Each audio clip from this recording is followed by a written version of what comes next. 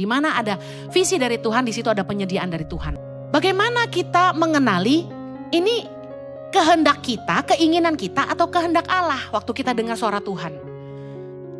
3 tanda kehendak Tuhan. Yang pertama, ada penyediaan Tuhan. Ingat dia Jehovah Jireh, Allah yang menyediakan.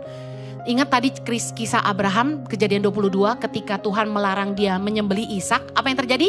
Abraham menoleh dan ada anak domba jantan. Nah, Tuhan itu kalau suruh kita melakukan sesuatu, pasti dia menyertai dengan penyediaan. When there is vision, there is provision. Di mana ada visi dari Tuhan, di situ ada penyediaan dari Tuhan.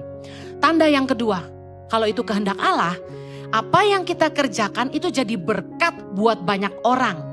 Nolong hidup orang, bukan merugikan orang.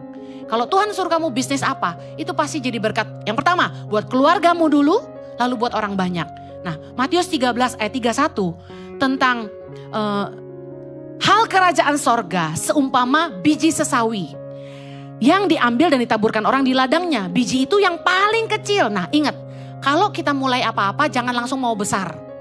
Mulai dari yang kecil, setia dulu dengan yang kecil. Amin.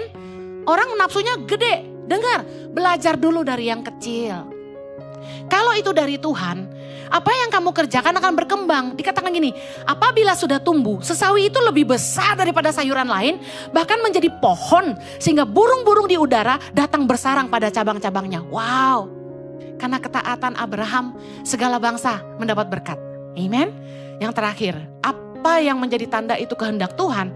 Apa yang kita kerjakan mulai dari kecil berkembang.